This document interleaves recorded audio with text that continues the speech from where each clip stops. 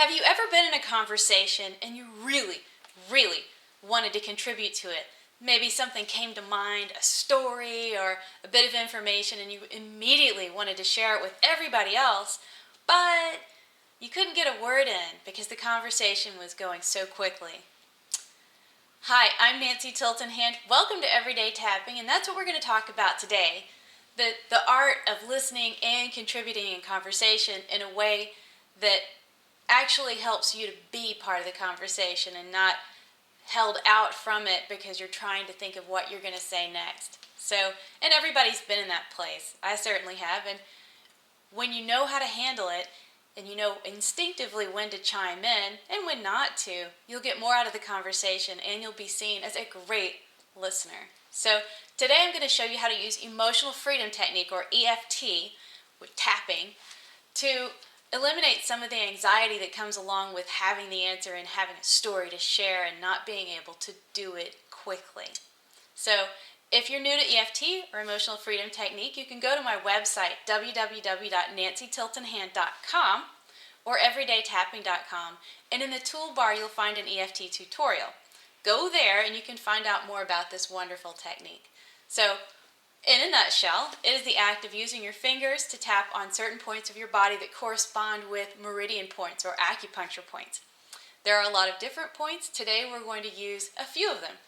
We're going to use the karate chop point, which is right here on the outside of your hand, and all of the points work on either side, so it doesn't matter.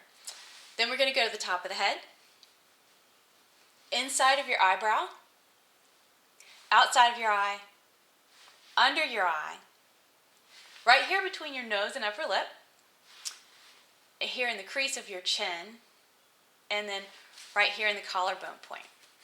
And as we're tapping, you can tap along with me, and you can go to the website, to the blog that goes along with this, which will be called Everyday Tapping, The Art of Listening. And there you'll find a transcript of this EFT or tapping setup, and you can go through it as many times as you like and adjust it to suit your unique situation. So let's tap. So on your karate chop point, follow along. Even though I can't wait to tell everybody what's on my mind, I deeply and completely love and accept myself. Even though I need to jump into this conversation right now, I deeply and completely love and accept myself. Even though I feel like I can't wait to say this, I deeply and completely love and accept myself. Now let's tap through the points. I have something to say. It's important. It's relevant. They need to hear this right away. And I need to share it. Because if I hold it in my head, I'll just have to hold it there until I actually can say it.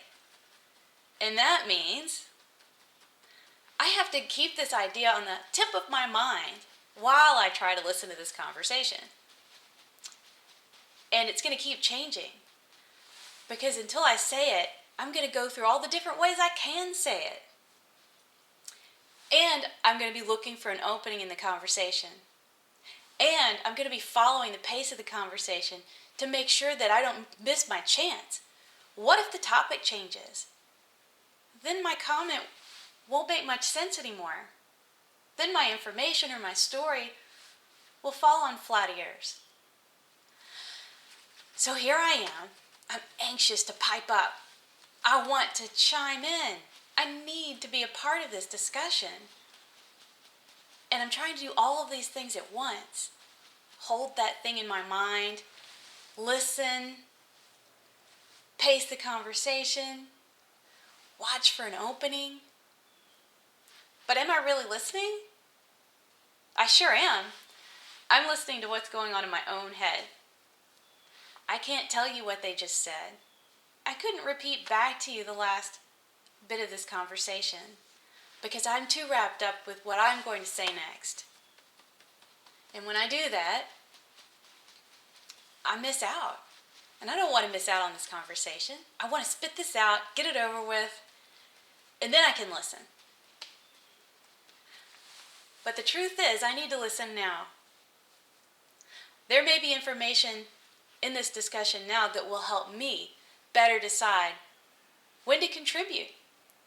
It may not be the right time for me to contribute. And I don't want to interrupt anybody. I may eventually have to, but I choose to trust my intuition about when to do that. I know instinctively when there's an opening in the conversation. And I know naturally and instinctively when to push my way into this discussion. Gently, respectfully. But for now, I choose to listen.